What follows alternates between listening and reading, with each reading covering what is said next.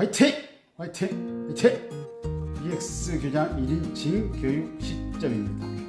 구독과 좋아요를 눌러주시고요. 알람을 클릭해 주시면 주기적으로 동영상 업데이트를 알려줍니다. 자, 구독과 좋아요를 눌러주시고요. 자, 오늘은 학교폭력 및 사이버폭력 대응에 대해서 한번 알아보는 기회를 갖도록 하겠습니다. 우선 학교폭력으로 처리 대상은 여기에 대한 내용을 한번 문제를 보겠습니다. 첫 번째가 동네 아파트 놀이터에서 초등학교 4학년 2명이 싸운 경우, 두 번째가 초등학생이 하굣길에 유치원 아동을 때린 경우, 세 번째가 초등학교 1학년 아동이 집에서 엄마에게 맞은 경우, 중학교 2학년 학생이 해외여행 중에 외국 학생에게 맞은 경우, 다섯 번째가 중학교 남학생이 여자 선생님을 성희롱했을 경우, 여섯 번째 고등학교 내에서 학생이 택배 기사를 폭행한 경우, 일곱 번째가 여고생이 성인 남자에게 성추행을 당한 경우. 학교폭력으로 처리할 대상은 어떤 것인지 한번 보셨습니까? 네, 여기서 이 핵심 키포인트는 학교폭력 예방 및 대책에 관한 법률, 약칭해서 학교폭력 예방법 제2조 정의라고 해서 이 법에서 사용하는 용어의 정의는 다음 각과 같다. 그래서 제1호에 정확히 나와 있습니다. 학교폭력이란 학교 내외에서 학생을 대상으로 발생한 상해, 폭행, 감금, 협박, 약취, 유인, 명예훼손, 모욕, 공갈, 강요, 강제적 심부름 및 성폭력, 따돌림, 사이버 따돌림, 정보통신망을 이용한 음란, 폭력 정보 등에 의하여 신체, 정신 또는 재산상의 피해를 수반하는 행위를 말한다 하고 정의하고 있습니다. 그 밑에도 1-2에 보면 따돌림이란 뭐냐, 학교 내외에서 2명 이상의 학생들이 특정이나 특정 집단의 학생들을 대상으로 지속적이거나 반복적으로 신체적 또는 심리적 공격을 가하여 상대방이 고통을 느끼도록 하는 모든 행위를 말한다. 1-3에 1-3 사이버 따돌림이란 인터넷, 휴대전화 등 정보통신기기를 이용하여 학생들이 특정 학생들을 대상으로 지속적, 반복적으로 심리적 공격을 가하거나 특정 학생과 관련된 개인정보 또는 허위사실을 유포하여 상대방이 고통을 느끼도록 하는 모든 행위를 말한다. 근데 중요한 것은 2호에 나와 있습니다.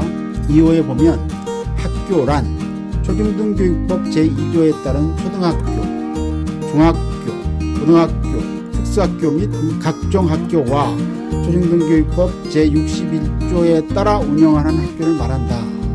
이렇게 해서 여기에 보면 초, 중, 고등학교와 준하는 학교를 얘기하고 있습니다.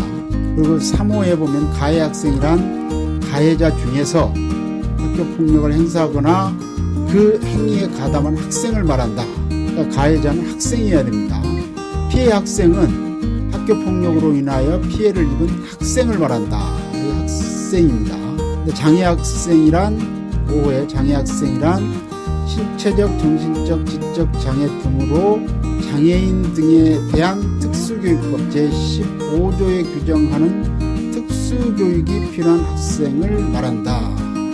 이렇게 되어 있습니다. 따라서 여기서는 유치원생은 여기서 말하는 학교폭력의 대상이 아닙니다.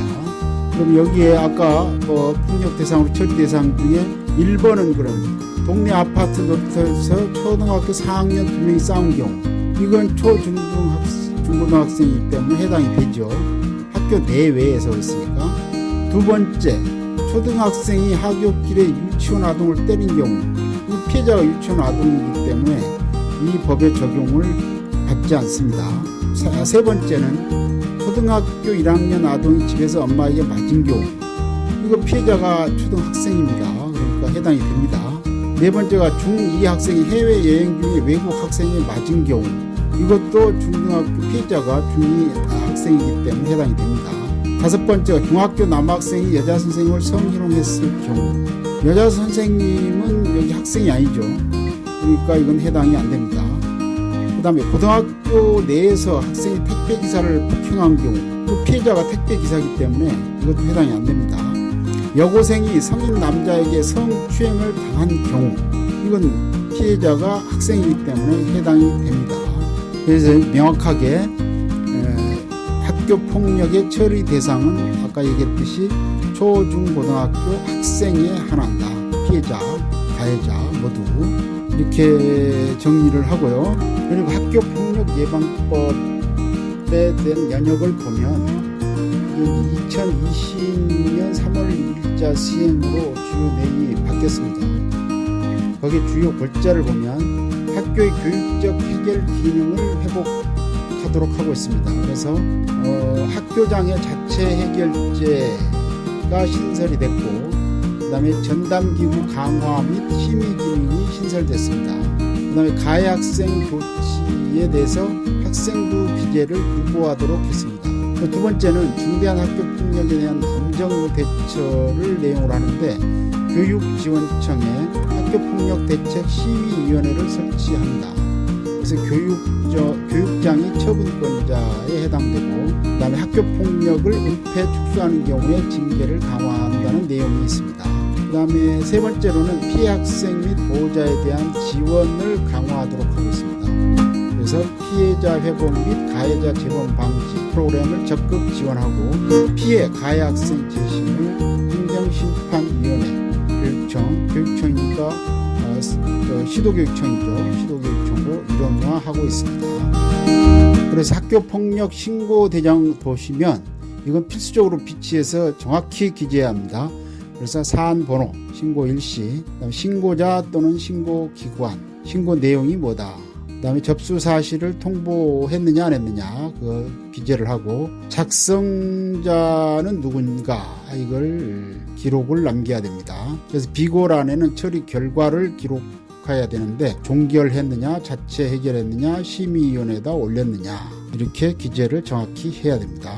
그리고 학교폭력 사안 처리할 때 특히 유의할 사항은 절대로 관행적으로 처리하면 안 됩니다. 나중에 행정소송이라든가 행정심판으로 가기 때문에 법령과 절차를 준수하는 게 핵심입니다. 그래서 담임교사라든가 담당교사에 의한 사안 임의 처리는 절대 불가합니다. 이건 항상 강조를 해야 됩니다. 그다음에 법령이나 지침 의문사항은 꼭 통합지원센터, 거기 변호사가 있는데 문의 후에 처리해야 되고, 기록은 필수적으로 남겨야 됩니다. 그래서 학교 자문 변호사 계약해서 운영하는 방안도 고려해야 되는데, 폭 외에도 학교 운영에 따른 법률 자문을 위해서 필요하다고 하는데, 하여간 필요한 경우는 계약을 해서 운영하는 방법도 한 가지 방법입니다. 그리고 두 번째는 사안조사 시에 수업시간 외에 활용해서 학습권 침해 민원이 발생하지 않도록 하고 학습 기회를 제공해야 됩니다. 그래서 가해 학생, 피해 학생을 분리 상담하고, 학부모 상담 시에 예상 조치 결과를 언급한다든가, 학교장 자체 해결제를 종용한다든가, 이런 건 금지하고 있습니다. 그리고 객관적이고 공정하게 조사해야 됩니다. 그러니까 비난이라든가 신문할 때 유의해야 되고, 조사 태도도 민원 제기 증가 요인이 되고 있습니다. 그 다음에 경찰 신고, 형사적인 문제이기 때문에 경찰 신고와 학교 내 처리, 교육하거나 선도하는 것은 별개로 진행해야 합니다. 그리고 피해 학생 보호를 위한 학교장 긴급조치는 학교폭력예방법 제16조에 학교장은 피해 학생의 보호를 위하여 긴급하다고 인정하거나 피해 학생이 긴급보호에 요청을 할 때 1호 및 2호, 6호의 조치를 하고 심의위원회에 보고하도록 하고 있습니다. 그래서 긴급조치 결정권자는 학교장이 되고, 긴급조치 범위는 1호, 학내외 전문가에 의한 심리상담 및 조언, 2호 일시보호, 6호 그 밖에 피해 학생의 보호를 위하여 필요한 조치, 6호 예시로는 피해 및 가해 학생의 분리가 가능한 학교 자체의 특별 보호 프로그램을 운영하는 것을 들 수 있습니다. 그 다음에 긴급조치로서 치료를 위한 요양, 3호 요양이 있는데 그게 가능한가? 이건 불가하다 이 말이에요. 3호 항목이 없다. 그 밖에 필요한 조치, 6호 후 부기로 학생 치료를 위한 요양은 가능하도록 하고 있습니다.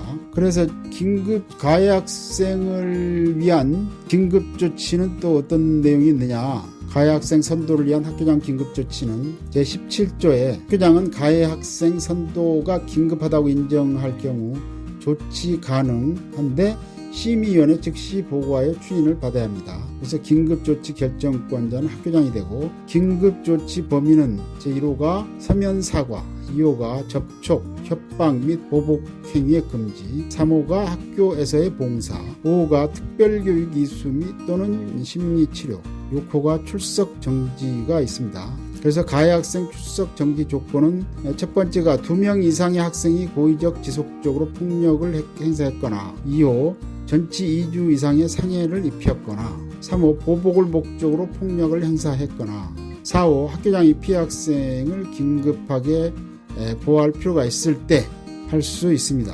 그래서 특별교육 이수 및 심리치료하고 출석정지는 병과가 가능하다고 합니다. 그래서 출석정지 시의 유의사항은 결석 누계, 유급 문제가 발생할 수 있고 의견 제시 기회를 제공해야 됩니다. 방어권 행사할 수 있도록. 그 다음에 교육적 조치, 그러니까 공부할 수 있도록 학습권은 보장해야 된다는 걸 유의해야 됩니다.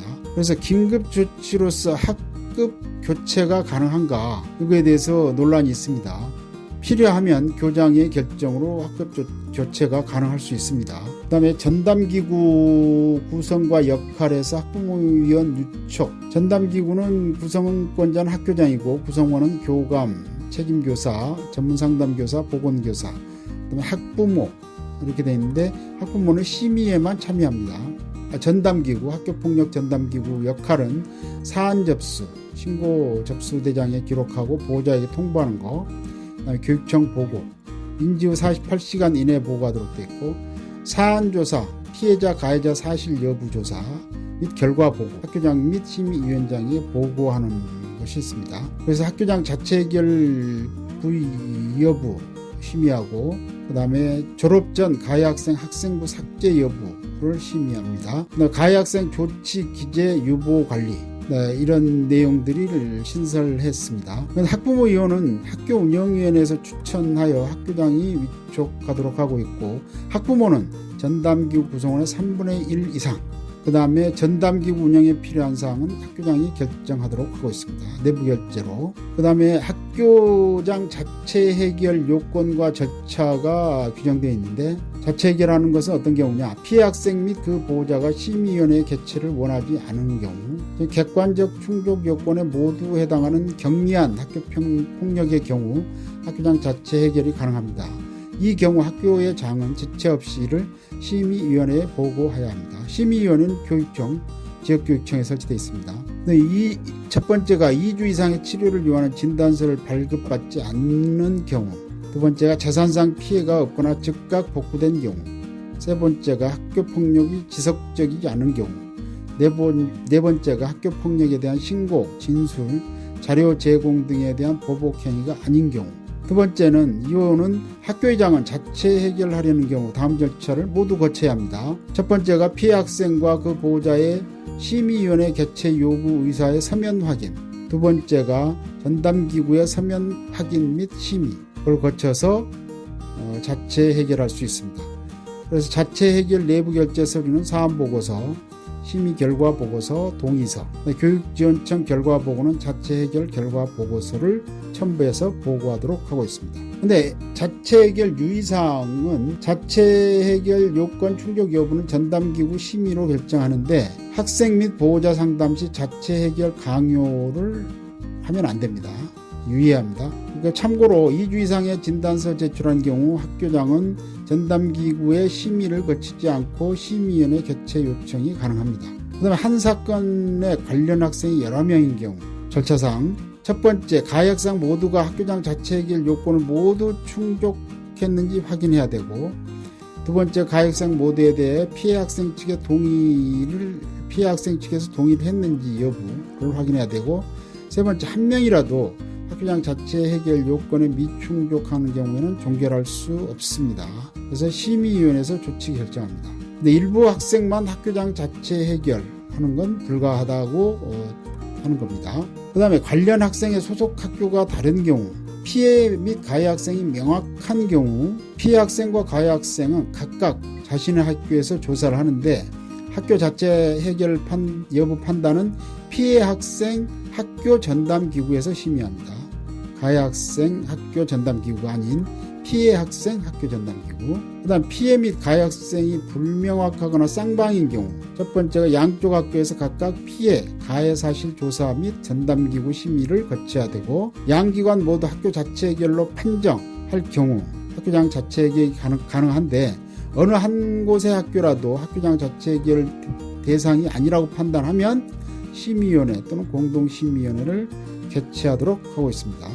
교육지원청의 심의위원회 구성은, 심의위원회는 10명 이상 50명 이내로 구성합니다. 위원장 1인을 포함해서 지명합니다. 전체 위원회 3분의 1 이상은 관할구역 학교의 학부모로 위촉하고 임기는 2년으로 합니다. 2년으로. 사임으로 인한 위촉위원회 임기는 잔여기간으로 합니다. 교원, 학부모, 법조인, 경찰 공무원 등의 전문가로 구성하고 있습니다. 심의위원회는 실제 운영은 소위원회 형태의 운영하는데, 소위원회에서 심의 의결된 사항은 심의위원회에서 심의 의결된 것으로 봅니다. 그래서 5명 내지 10명으로 구성하는데, 위원장 포함해서 학부모 위원이 3분의 1 이상 포함되어야 합니다. 위원 과반수 출석으로 개의하고 과반수 찬성으로 의결합니다. 교육지원청에 2 이상의 소위원회를 둘 수가 있습니다. 각 위원회 위원은 다른 소위원회도 겸할 수 있습니다. 교육지원청 간 학교폭력 사안은 공동 학교폭력대책심의위원회를 구성하도록 하고 있습니다. 그래서 학교 자치위원회라고 옛날에 있었는데, 그때와 심의위원회 회의 규정이 다른가? 좀 다르죠. 첫 번째가 회의록을 작성합니다. 일시, 장소, 출석위원, 토의 내용, 의결사항을 기록한 회의록을 작성하여 결제 후에 보관하도록 하고 있습니다. 두 번째는 회의는 비공개 원칙입니다. 외부인 참가가 불가하고, 변호사도 학생 진술 때만 입장합니다. 변호사 단독 출석은 불가합니다. 그 다음에 회의록은 공개 대상입니다. 그 중에 공개 대상은 정보 공개 주체는 교육지원청이 되고, 관련 학생 측이 공개 신청한 때에는 개인정보사항 제외 후에 공개가 가능하고, 학생과 가족의 성명, 주민번호 및 주소, 위원 성명 등, 그 다음에 상대 학생의 학생 및 목격자 진술서, 전담기구 조사 내용은 비공개로 하고 있습니다. 심의위원회의 자료 요청을 심의위원회가 할 수 있는데, 학교장 및 관할경찰서장에게 관련 자료를 요청할 수 있고, 심의위원회의 의견 제시 요청, 그러니까 심의위원회에서 의견 제시를 요청할 때는 의견 청취가 가능한데, 해당 학교 교원 등을 출석한다든가 서면 등 방법으로 의견 청취를 할 수가 있습니다. 그 학교폭력 담당 경찰관이 학교에서 조사한 확인서 등 관계 자료를 제출해달라고 요청하는 경우 대응 방법 어떤 것이 있는가? 대응 방법으로는 예시를 들면 국회, 법원 영장, 감사원 등의 요구와 같이 법령상 의무적으로 제출해야 하는 자료의 경우는 제출해야 합니다. 법령상 의무적으로 제출해야 하는 사항이 아닌 경우는 학교는 자체 자료 제출을 거부할 수 있습니다.